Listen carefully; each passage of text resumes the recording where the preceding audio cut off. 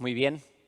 Tal como venimos anunciando, el título del tema de este sábado es Que el virus no te quite la corona.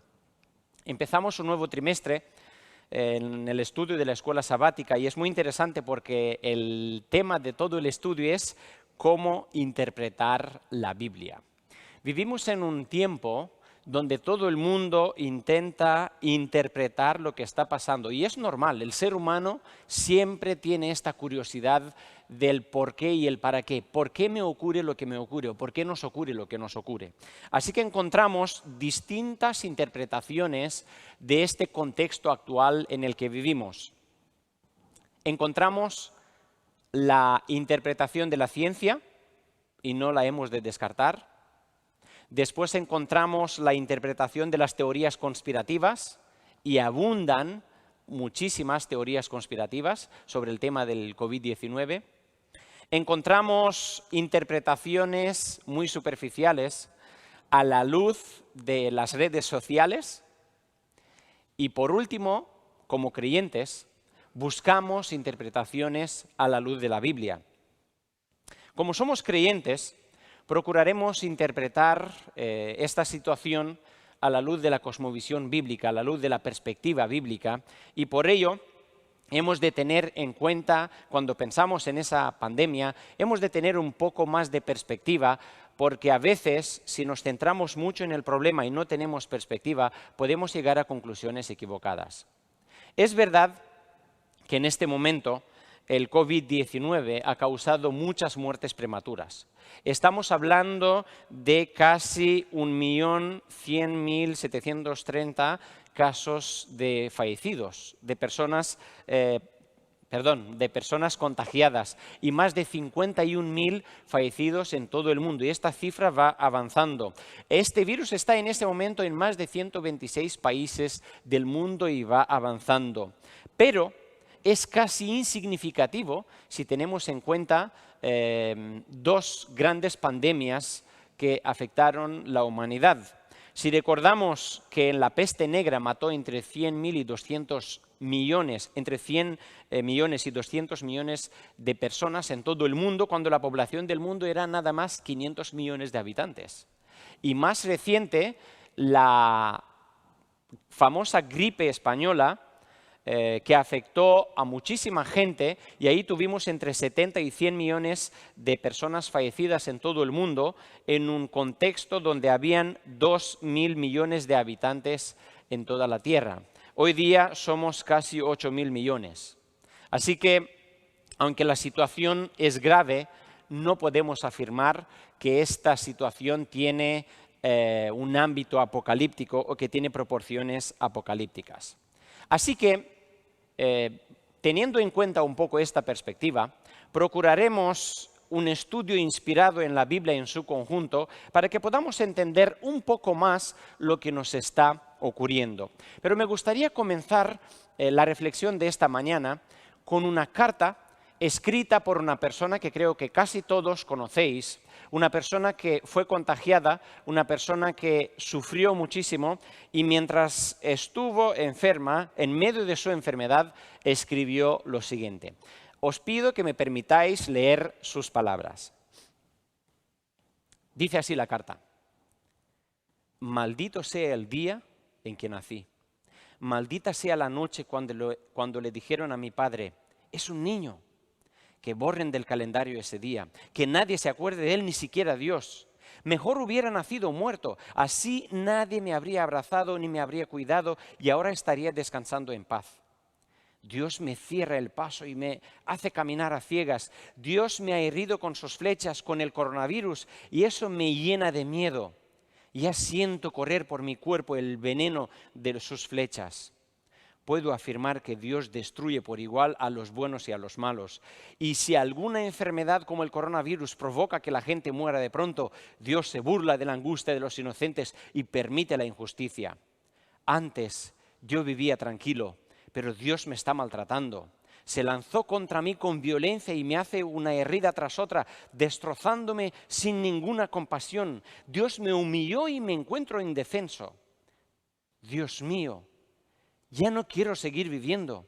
Preferiría morir ahorcado que seguir viviendo en este mundo. Mi vida ha perdido el valor, así que déjame en paz. ¿Por qué te escondes? ¿Por qué me tienes por enemigo? ¿Por qué me persigues tanto como si fuese un delincuente? Me estás condenando a este sufrimiento amargo. Me estás castigando por los pecados que había hecho. Me siento vigilado y perseguido por Dios en todo momento. Una carta muy dura, ¿verdad? Y es que casi nos resulta muy fácil pensar y acusar a esta gente. ¿Cómo puede decir tantas cosas sobre Dios? Pero os pido que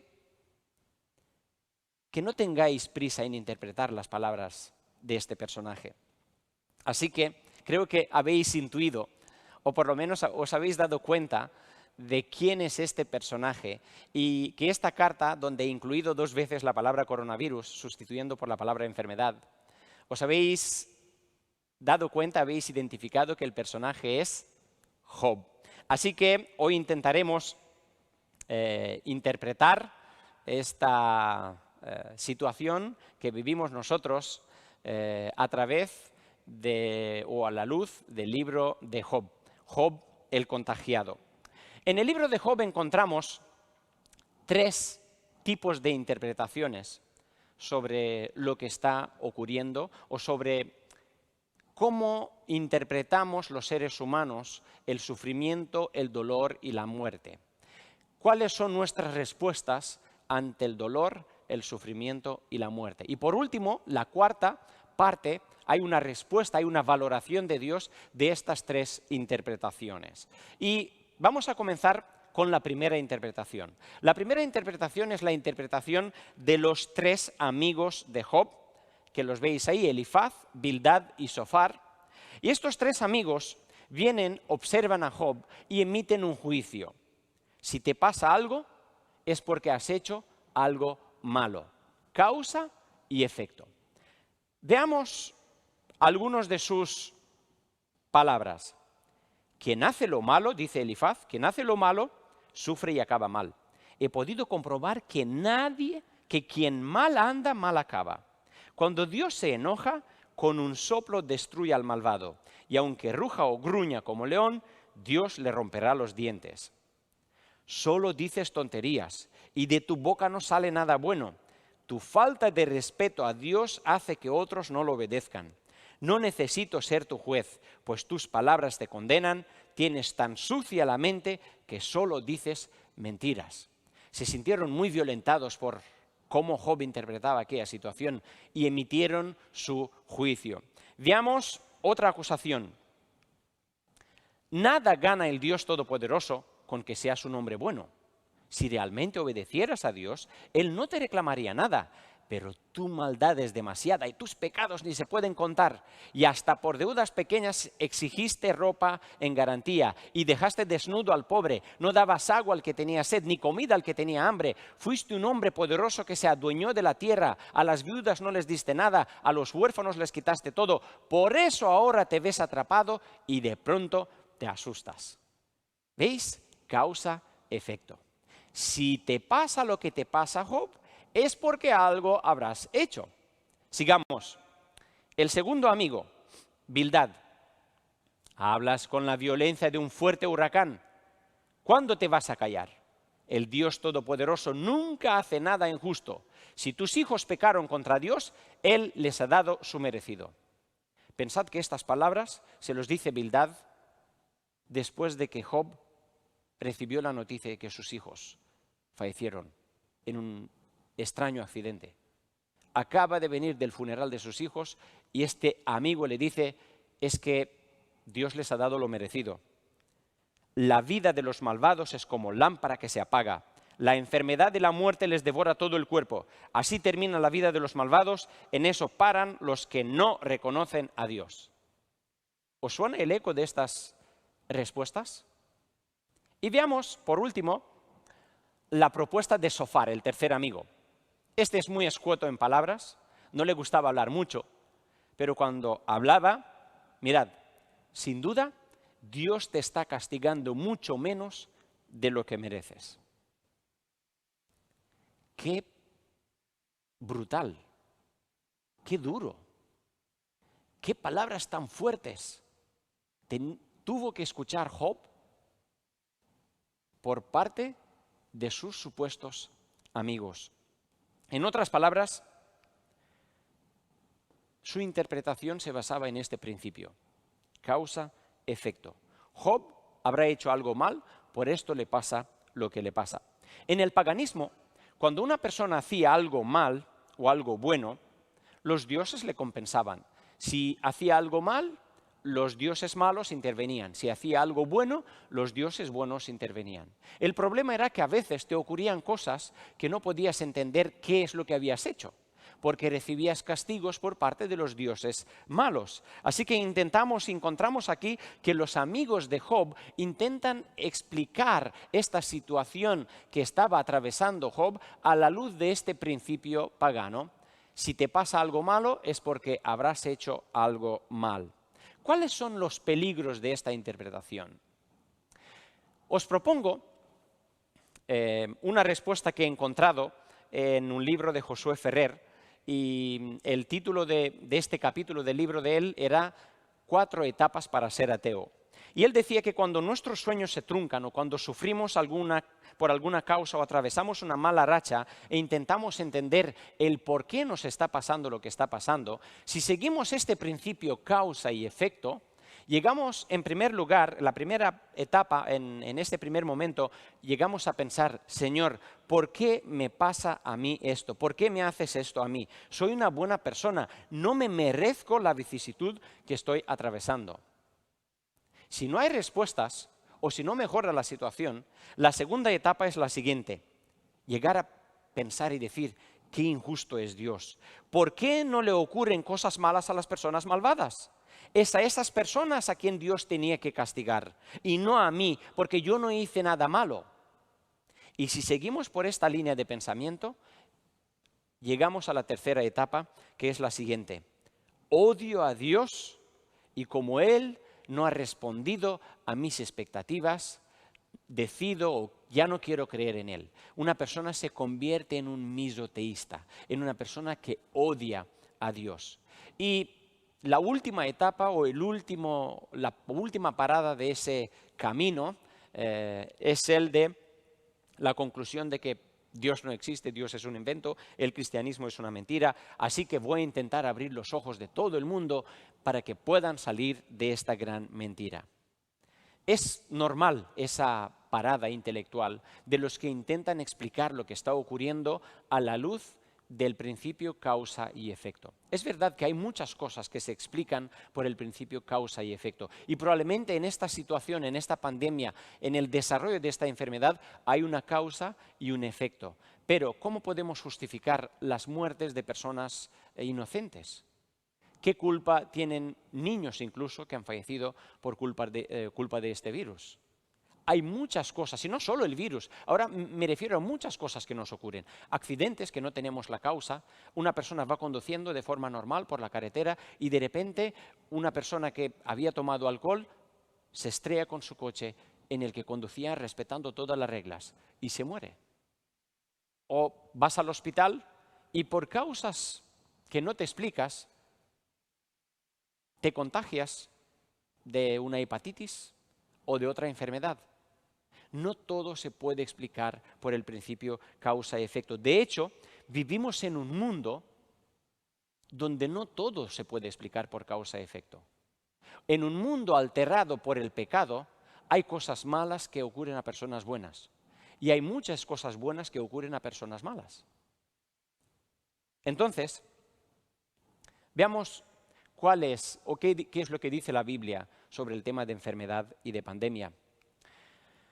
En la palabra hebrea para la enfermedad contagiosa o pandemia es, como veis en pantalla, deber. Aparece 50 veces en el Antiguo Testamento. La raíz de esa palabra significa destruir y llegó a tener el sentido de plaga o de enfermedad contagiosa entre los animales, como vemos en Éxodo 9:3, en una de las plagas, o como enfermedad contagiosa entre los seres humanos, como vemos en Números 14:12, y ahí se menciona mortandad. Entonces, en la mayoría de los casos del Antiguo Testamento, esta palabra está asociada con la guerra y el hambre. Así que este trío, guerra, hambre y plaga o mortandad, lo encontramos en diferentes referencias bíblicas, como las veis en la pantalla. Este trío representa las etapas del asedio de una ciudad. La guerra aísla a las personas, las confinan entre las murallas de la ciudad, después viene el hambre y como resultado final una enfermedad contagiosa seguida por el exilio. Así que la palabra deber no significa un castigo enviado por Dios, sino las consecuencias de la desobediencia que lleva a la pérdida de la protección de Dios. Esto en el Antiguo Testamento. Veamos ahora el Nuevo Testamento. En el Nuevo Testamento encontramos menos referencias a enfermedades contagiosas. Por ejemplo, en Lucas 21:11 se asocia la peste, en griego es loimos o loimoi, con terremotos, hambres y señales en el cielo que iban a aparecer con la destrucción de Jerusalén en el año 70. En otras palabras, loimos o loimoi es una de las consecuencias del asedio de Tito hacia Jerusalén. Después encontramos otro sentido. En Hechos 24:5 se le decía en sentido metafórico a Pablo que este hombre es una peste. ¿Entendéis a qué se refiere? Y en Apocalipsis 6:8 encontramos otro versículo que utiliza la palabra pestilencia, pero la palabra griega es tanato, mortandad. Y dice, y miré, y aquí un caballo pálido, y el que lo montaba tenía por nombre muerte, y el Hades seguía tras él. Y le fue dada autoridad sobre la cuarta parte de la tierra para matar con espada, con hambre y con pestilencia, mortandad, tanato, y por las fieras de la tierra. Encontramos aquí pestilencia o mortandad como la traducción griega de la palabra deber del Antiguo Testamento. Es una palabra asociada, deber es una palabra asociada con la muerte. Así que, según la interpretación historicista adventista del Apocalipsis, el cuarto sello, que es lo que aparece en Apocalipsis 6:8, donde aparece la palabra tanato o mortandad, no es una señal del fin, sino algo que ocurre a lo largo de la historia, y Dios nada más lo anticipa y lo presenta en su palabra. La segunda venida de Cristo está descrita en el sexto sello. Así que no podemos decir que en este versículo 8 del capítulo 6 se refiere a una pandemia como una señal del fin. Después en Apocalipsis 16:2 se menciona una llaga que afecta a los que tienen la marca de la bestia, pero aquí encontramos la palabra kelkos, que significa úlcera, llaga o herida. Así que aunque estos textos se refieren a heridas muy severas, no se utilizan las palabras que la Biblia emplea para enfermedades contagiosas. De acuerdo con estas observaciones, tanto del Antiguo Testamento como del Nuevo Testamento, la pandemia no representa una señal del fin, ni es un castigo directo e intencional por parte de Dios, sino una de las consecuencias del pecado en su sentido más amplio. De hecho, en el Antiguo Testamento, las enfermedades contagiosas se tenían que tratar a través de acciones humanas. Y ahí es lo que se recomendaba el aislamiento y la cuarentena para poder prevenir el contagio. Y aunque la Biblia nos indica que la pandemia no es una señal del fin, ella no excluye la pandemia como parte de los problemas de los tiempos finales que nosotros estamos viviendo. Entonces, teniendo en cuenta esta interpretación bíblica, como veis, incluso a personas que cuidan mucho su salud, a personas que cuidan y tienen en cuenta la reforma pro salud, les ocurren cosas malas. Y a otras personas que no tienen en cuenta estos principios de salud, pues este virus lo pasan con mucha facilidad y no tienen complicaciones, como tienen complicaciones otras personas que sí procuran dar lo mejor de sí en cuidar su salud. Así que espero que no voy a desilusionar a nadie al afirmar que la fe no es la garantía de que no nos vamos a contagiar o que no nos vamos a enfermar. La fe no es la garantía de que no vamos a pasar por problemas difíciles, que no vamos a tener problemas económicos o que no vamos a sufrir ningún accidente. Si recordáis en la Biblia, el profeta Eliseo, el profeta del Señor, enfermó y murió por su enfermedad.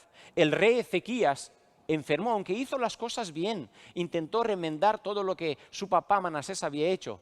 Se enfermó y estuvo a borde de la muerte y Dios le sanó. Santiago, el apóstol Santiago, fue ejecutado por el rey Nerón, mientras que el apóstol Pedro salió de la cárcel por la intervención de un ángel. Pablo mismo fue ejecutado por Nerón. Así que, como veis, la fe, aunque no es una garantía de que no nos va a ocurrir estas cosas malas, la fe cambia nuestra perspectiva sobre la vida y sobre la muerte y abre nuevos horizontes para nuestra existencia. Así que por eso os invito a que tengamos mucho cuidado cuando intentamos interpretar lo que nos ocurre como si fuera un castigo por algo malo que habremos hecho en el pasado. Esto era lo que los primeros 3 amigos de Job intentaban explicarle a Job. Habrás hecho algo malo y por esto te ocurre lo que te ocurre.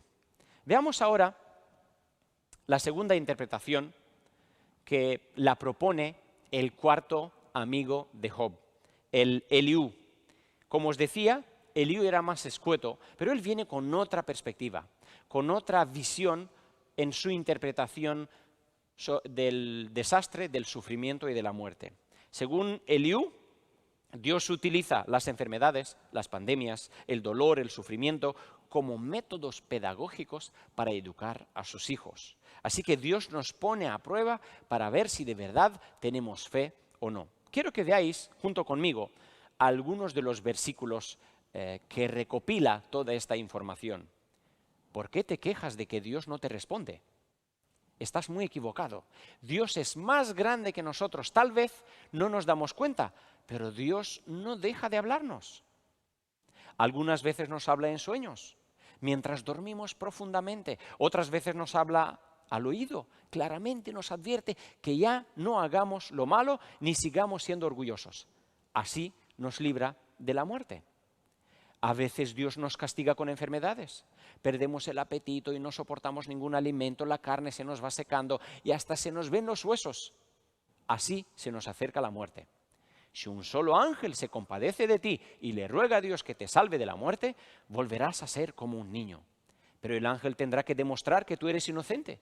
Entonces orarás a Dios y lo verás cara a cara. Dios te brindará su favor y te hará justicia. Veamos algo más.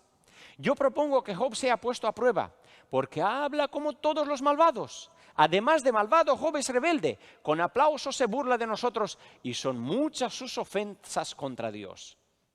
Aunque estén encadenados en la cárcel, sujetos a las ataduras de la aflicción o de la enfermedad o del coronavirus, Dios da a conocer sus malas obras y la insolencia de sus rebeliones. Les abre los oídos para que se corrijan y los exhorta a apartarse del mal. Si obedecen a Dios y le sirven, Dios les concede días de paz y bienestar.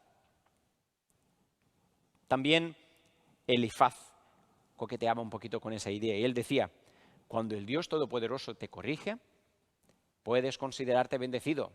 No desprecies su corrección. Dios hiere, pero cura la herida. Dios golpea, pero alivia el dolor. Una y otra vez vendrá a ayudarte y aunque estés en graves peligros, no dejará en nada que te dañe. En tiempos de hambre no dejará que te mueras y en tiempos de guerra no dejará que te maten. Cuando alguien te maldiga, no tendrás por qué tener miedo. Esa maldición no se cumplirá. Te reirás del hambre y de las calamidades y no tendrás por qué temer a los animales salvajes.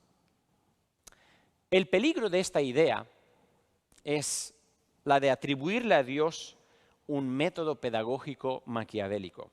Dios emplea algo que es ajeno a su naturaleza para hacerme a mí cumplir o vivir de acuerdo con su voluntad. ¿Cómo entendemos este planteamiento a la luz de los principios, tanto del Antiguo Testamento como del Nuevo Testamento, a la luz de la Biblia en su conjunto? Ya que estamos hablando, este trimestre vamos a hablar sobre la interpretación o cómo interpretamos la Biblia. Porque es verdad que hay versículos en el Antiguo Testamento donde pone claramente que las enfermedades, las guerras, la muerte venía de Yahvé. ¿Cómo interpretamos a la luz del contexto grande de la Biblia estos textos? ¿O cómo entendemos estos textos cuando pensamos en Jesús, que es la máxima revelación que Dios ha dado sobre sí mismo? Para poder entender esto, hemos de partir de la siguiente idea. El pueblo de Israel salió de un contexto muy politeísta como era el de Egipto. En el panteón egipcio abundaban los dioses buenos y los dioses malos. Entonces, en la cosmovisión politeístas, las cosas buenas venían de los dioses buenos y las cosas malas venían de los dioses malos. Así que si tú querías que te ocurrieran cosas buenas, tenías que adorar más enfáticamente a los dioses buenos. Pero si querías protegerte de lo que te podían hacer los dioses malos, tenías que adorar con mucho énfasis a los dioses malos, no sea que te ocurran cosas malas. Ahora, teniendo en cuenta este concepto, este tipo de adoración politeísta basado en los dioses buenos y malos, recordad y pensad en el pueblo de Israel que sale de Egipto. Ellos habían sido expuestos cientos de años a esta mentalidad y muchos de ellos habían asimilado y vivían de acuerdo con esta mentalidad. Dios les liberó de la esclavitud, pero ahora tenía que liberarles y tenía que limpiar sus mentes de estos conceptos politeístas. ¿Qué pensáis que ocurría con una persona que adoraba a los dioses buenos porque de ellos venían cosas buenas y tenían que adorar a los dioses malos porque de ellos venían las cosas malas? Como vivían en un contexto imperfecto, terminaban adorando más a los dioses malos, porque tenían que protegerse en todo momento, no sea que los dioses malos se enfaden, porque eran muy caprichosos, los dioses malos eran muy imprevisibles, no sea que se enfaden y te afecte tu vida. Así que terminaban adorando más a los dioses malos que a los dioses buenos. Por esto, os pido y os invito que penséis en lo siguiente. ¿Qué creéis que hubiera pasado si Dios, una vez sacado el pueblo de Israel de Egipto, les hubiera dicho: lo bueno viene de mí, lo malo viene de Satanás? ¿Qué creéis que habría pasado?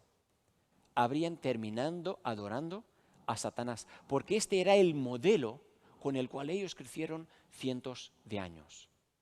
El modelo al cual fueron expuestos cientos de años. Entonces, esto lo observamos que muchas veces en el Antiguo Testamento ellos adoraban a Yahvé, pero también terminaban adorando a Baal, a Asera y a todos los dioses del panteón cananeo, dioses que entraban en la categoría de los dioses malos.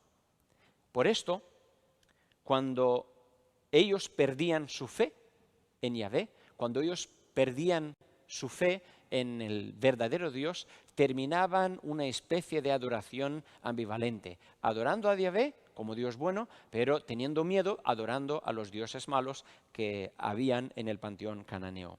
Por esto, en lugar de mencionar a Satanás por su nombre y arriesgarse a que ellos lo adoren como el Dios del mal, algo que era muy habitual tanto en Canaán como en Egipto, el Señor escogió de manera deliberada asumir la responsabilidad plena de todo el desorden que había causado el pecado.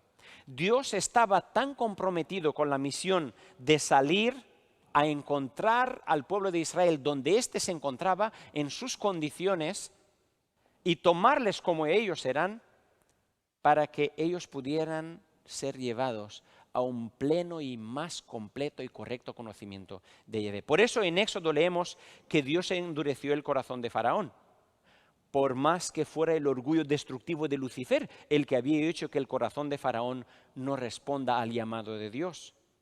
A través de los 5 libros de Moisés, Dios mismo es el que se hace responsable de la enfermedad, de la destrucción, de la devastación. No hay ninguna sola palabra en el Pentateuco, no hay ninguna sola palabra que haga referencia a Satanás como el autor del mal.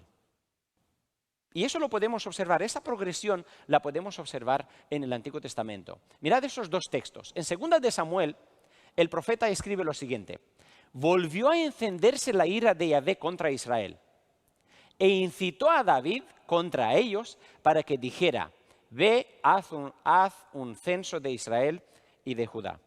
Es interesante que aquí, en ese texto, encontramos a Yahvé que incita a David a hacer algo que él previamente ha prohibido.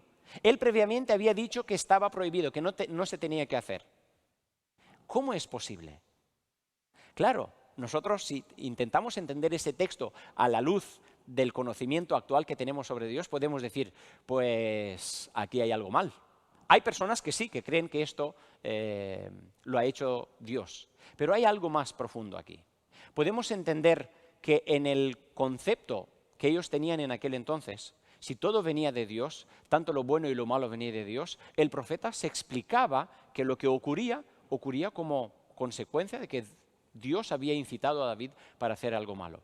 Sin embargo, el libro de Crónicas, el escritor, después de unos cuantos cientos de años, escribe y ya se observa una maduración teológica mayor que el del contexto del 2 de Samuel. Y dice lo siguiente: entonces Satán se levantó contra Israel e incitó a David a hacer un censo de Israel. Muchos leen esos dos textos y dicen, uno de ellos miente, la Biblia está llena de errores, así que no es de fiar. No, hermanos. La Biblia nos presenta una maduración teológica, una maduración de su comprensión de Dios. Así que si al principio ellos creían, permitidme actualizar aquella situación, si al principio, si en un contexto en el pasado creían que las pandemias venían de Dios, después se dieron cuenta que no podía venir de Dios. Santiago dice que todo lo bueno y todo don perfecto viene de Dios. Lo malo no viene de Dios. Como veis, la tentación hacia el politeísmo, hacia el dualismo había desaparecido y esta perspectiva del conflicto entre el bien y el mal había madurado más. Por esto, aquí se presenta a Satanás como el autor del mal. Y quiero que veáis un detalle más. Fijaos, en el Pentateuco no hay ninguna referencia hacia Satanás. En Génesis 3 no se menciona a Satanás, se menciona a la serpiente. Se entiende mucho más tarde, en el Nuevo Testamento, se entiende gracias a la revelación posterior. En todo el Antiguo Testamento, ¿sabéis cuántas referencias sobre Satanás hay?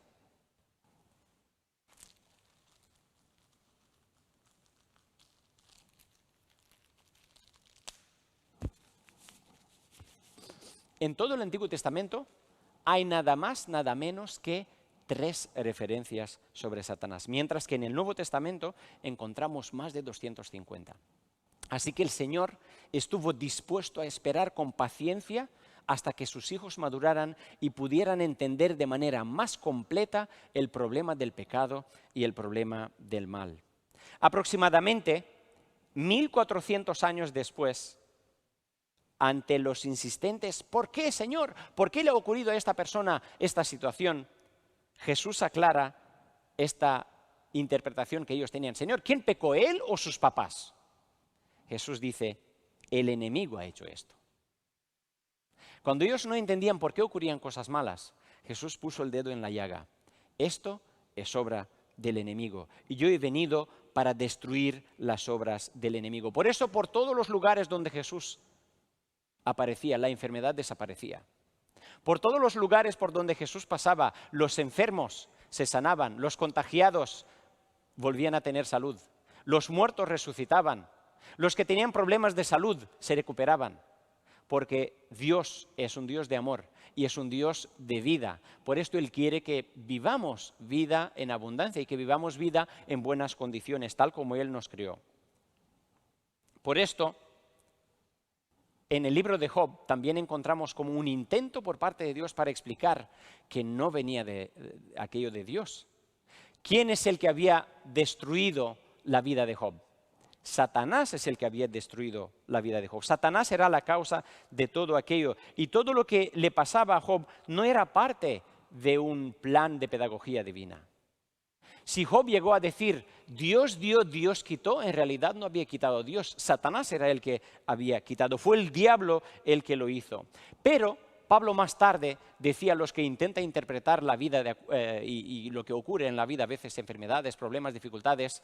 Pablo dice, esto es porque están todavía con el velo puesto, pero este velo se quita en Cristo. Cuando miramos a Cristo, entendemos quién es el autor del mal y quién es el que quiere sacar al mal de la existencia del ser humano. Pablo dice que es la bondad de Dios la que nos guía al arrepentimiento. Y Juan más tarde dice que Dios es amor y que en el amor no hay temor. Y que el verdadero amor echa fuera el temor. Así que el que teme no ha sido perfeccionado en el amor. Como que se espera de nosotros que progresemos en este encuentro con Dios y que la expresión de nuestra fe sea una expresión de amor. Queridos hermanos, nadie será salvo porque ha salido de Babilonia por miedo. Será salvo porque ha salido seducido por el amor de Dios. Será salvo porque ha salido de Babilonia, porque vio y entendió el amor de Dios y todo lo que Dios estuvo dispuesto a hacer para salvar a la humanidad. Así que en consecuencia podemos afirmar que Dios no es el autor de esta pandemia ni la envió con fines pedagógicos. Lo que sabemos es que el Espíritu Santo puede aprovechar la sensibilidad que tenemos cuando pasamos por circunstancias malas como las de esta pandemia y nuestra búsqueda de respuesta para presentarnos a Jesús como solución no solo para esta vida, sino para abrirnos el horizonte de la eternidad. Y ahora vamos a pasar a la tercera imagen, a la tercera interpretación, que es la del sufriente, la del contagiado, la del que estaba pasando por el dolor. Y cuando hablamos de la interpretación de Job, básicamente pensamos en esas dos preguntas. ¿Por qué esto me pasa a mí y dónde he cometido yo los errores? De hecho, vais a encontrar aparentemente una actitud muy atrevida de Job. Y hay incluso un momento donde dice Job: Señor, yo quiero que vengas aquí, que me preguntes y yo te voy a responder. Y también yo te voy a preguntar a ti y te pido por favor que me respondas. ¡Qué atrevimiento! ¿Cómo se atreve Job a decir tales cosas? Cuando hablamos de la paciencia de Job, estamos hablando solo de la paciencia de Job en los primeros 2 capítulos.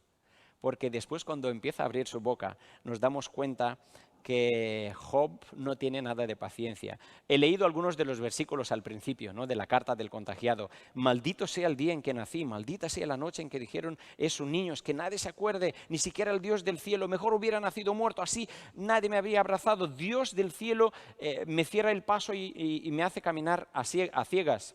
Después del debate o del diálogo con los amigos, él llega a decir incluso: el Dios Todopoderoso me ha herido y eso me llena de miedo. Ya siento correr por mi cuerpo el veneno de sus flechas. Dios, ya no quiero seguir viviendo. Mi vida ha perdido valor. E incluso va un poco más y dice: puedo afirmar que Dios destruye por igual a los buenos y a los malos. Y si alguna enfermedad provoca que la gente muera de pronto, Dios se burla de la angustia de los que nada malo hicieron. Cuando algún malvado se apodera de un terreno, es Dios mismo quien les tapa los ojos a los jueces. O, como dice aquí, no, Dios mío, ¿por qué te escondes? ¿Por qué me tienes por enemigo? ¿Por qué me persigues tanto? Si soy como una hoja que se la lleva el viento. Me estás condenando a un amargo sufrimiento, me estás castigando por los pecados de mi juventud. A toda hora me vigilas. Dios me humilló y me encuentro indefenso. Como que observamos en las palabras de Job una especie de escepticismo. Como que Job está cuestionando a Dios y empieza a tener dudas serias sobre cómo actúa Dios. Hay 2 tipos de escepticismo. Hay uno peligroso y destructivo que tenemos que evitar a toda costa. Pero hay otro escepticismo bueno. Es una duda saludable que nos ayuda a cuestionar honestamente lo que nos está ocurriendo porque estamos en la búsqueda de una respuesta más satisfactoria. Y este tipo de escepticismo, de duda saludable, es algo que encontramos en la experiencia de los que quieren ser amigos de Dios como Job. Job está cuestionando su situación. Él sabía que, de acuerdo con su conocimiento, vivió en armonía con todo lo que él supo. La Biblia lo presenta como un hombre justo al principio y al final del libro. Sin embargo, Job no sabía por qué le ocurría aquello que le ocurría. ¿Dónde estaba él equivocado? Él quería respuestas sinceras. Es como 2 amigos que hablan con sinceridad y sin tapujos y dicen: yo quiero que me ayudes a entender por qué me pasa lo que me pasa. De hecho, hay algo muy interesante. Cuando nosotros utilizamos el libro de Job y cuando intentamos aprovechar esta revelación, utilizamos y muy a menudo citamos los versículos muy bonitos que dijeron los amigos de Job. Y os voy a dar algunos ejemplos. Mirad este: reconcíliate con Dios y Él te hará prosperar de nuevo. Vuelve la mirada al Todopoderoso, apréndete de memoria sus enseñanzas y Él te devolverá la felicidad. Deja de valorar las cosas materiales como el oro y la plata y tu riqueza será Dios mismo. Él te hará muy feliz y ya no sentirás vergüenza. Si tú cumples tus promesas, Él escuchará tus oraciones, entonces te irá bien en todo lo que hagas y tu vida siempre se iluminará. Y veamos uno más. Job 36. Dios es todopoderoso y todo lo entiende, no rechaza a nadie, defiende los derechos del pobre, pero no deja con vida al malvado. Tiene cuidado de la gente buena y le concede un alto puesto, la hace reinar para siempre. A los que están afligidos o han sido encarcelados, Dios les hace ver que su pecado es el orgullo. Les pide apartarse del mal y aceptar su corrección. Si ellos aceptan y obedecen, pasan el resto de sus vidas felices y con gran prosperidad. Si comparamos estos dos versículos, o estas dos series de versículos, con las palabras de Job, desde luego que nos parece mucho más bonito los versículos que encontramos aquí, los versículos o el concepto que tenían los amigos de Job.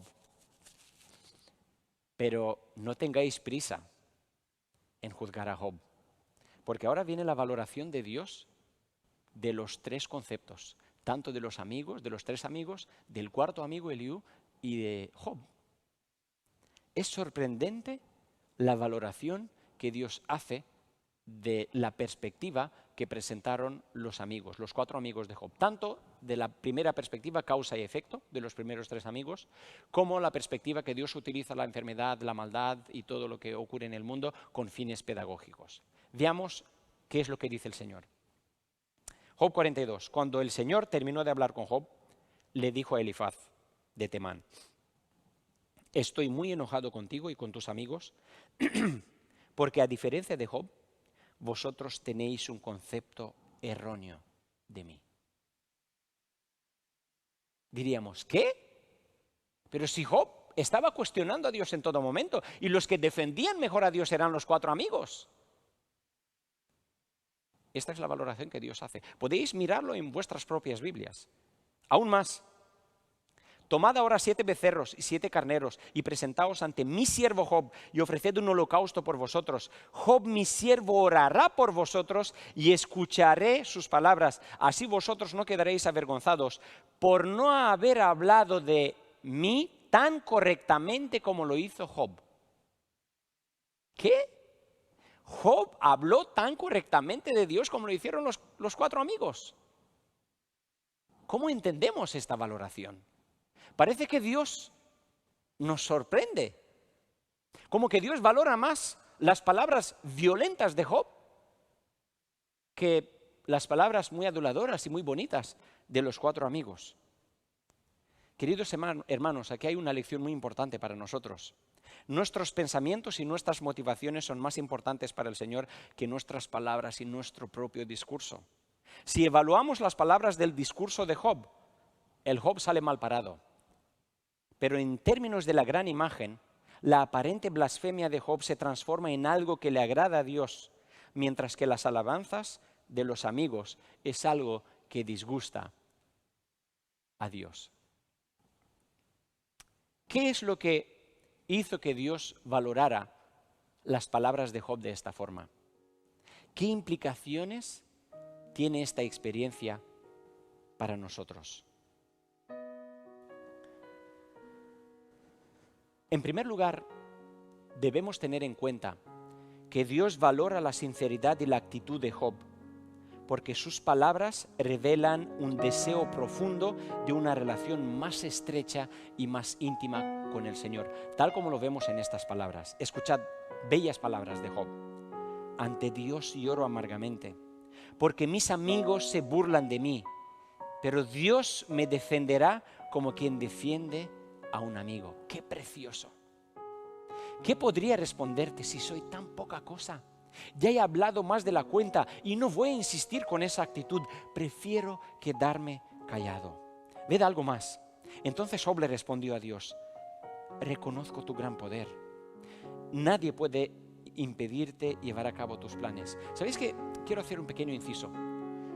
En la respuesta de Dios no encontramos en ningún momento que Dios le dice a Job: Job, mira, esto pasa porque esto y esto. No.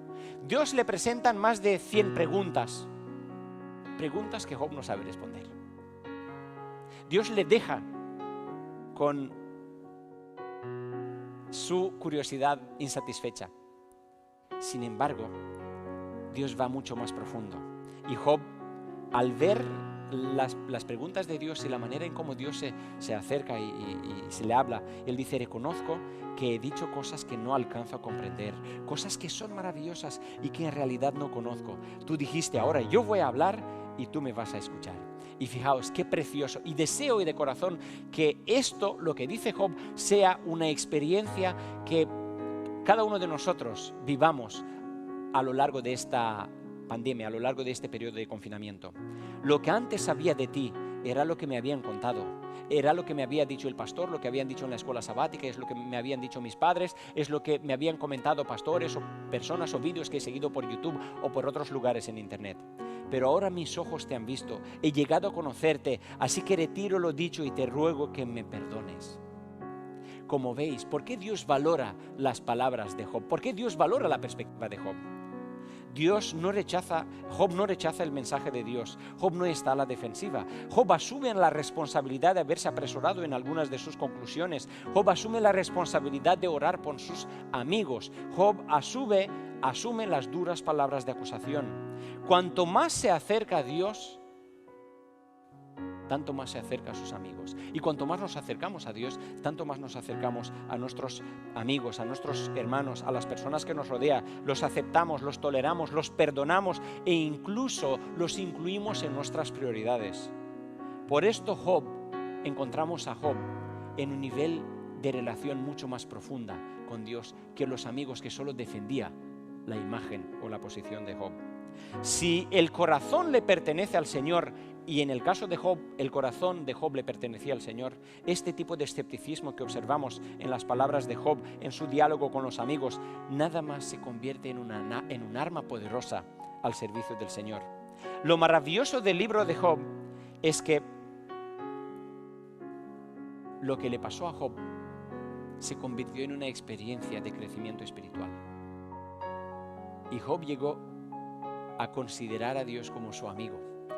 Job llegó a acercarse y a aferrarse al Señor. Os invito a que aprovechemos este periodo de confinamiento, de aislamiento, de cuarentena, para redescubrir a Dios y profundizar, entrar en más intimidad de nuestra relación con el Señor. Que la forma como interpretamos lo que está ocurriendo con este virus no nos quite la corona de vida que Dios ha preparado para todos aquellos que buscan mirar a Dios como a su amigo, que consideran a Dios su amigo. Que el miedo del virus no nos quite la corona de vida que el Señor ha preparado para los que confían en Él. Por esto os invito a que busquemos respuestas bíblicas más profundas, más satisfactorias con lo que nos está ocurriendo. Por eso os invito a que maduremos en nuestra comprensión sobre Dios y que ayudemos a nuestros amigos, a nuestros hermanos en esa maduración. Os invito a que cultivemos la fe de Job en medio de la tormenta. Fijaos, Job alaba a Dios y entiende que lo que le está ocurriendo no es algo normal. Entiende que en el mundo en el que vivía habían cosas malas que ocurrían a personas buenas y habían cosas buenas que ocurrían a personas malas. Pero él afirma su fe y dice: yo sé que mi Redentor vive y que al fin se levantará sobre el polvo. Y aunque mi cuerpo se desecha, en un nuevo cuerpo veré a Dios. Lo veré por mí mismo, mis ojos lo verán, no los de otro, aunque ahora mi corazón se consume dentro de mí. Qué palabras tan preciosas. Deseo que podamos decir como Job: Dios me defenderá como quien defiende a un amigo. Yo sé que puedas estar preocupado por lo que está ocurriendo. Sé que puedas estar preocupado por si te vas a contagiar o no te vas a contagiar, o por si los seres queridos, las personas que amas, pueden pasar o no pasar por esta situación. Sé que todos tenemos preguntas y dudas, sé que todos luchamos con este miedo en nuestro corazón. Recordemos a Job. Expresemos en nuestras oraciones aquello que pensamos, no solo decir palabras bonitas, palabras con las cuales nos hemos acostumbrado. Expresemos nuestras dudas ante el Señor. Digamos al Señor todo lo que nos ocurre, todo tipo de pensamiento. Él ya lo conoce. Necesitamos hablar con Dios. ¿Qué es la oración? De acuerdo con esa definición de Job, es abrir el corazón a Dios como un amigo. Por esto en esta mañana me gustaría invitarte para que te unas conmigo en esta oración y que presentemos nuestras vidas, nuestros corazones, nuestro carácter ante el Señor como una ofrenda de gratitud, agradeciéndole al Señor por todo lo que Él es y por todo lo que Él hace. Oremos.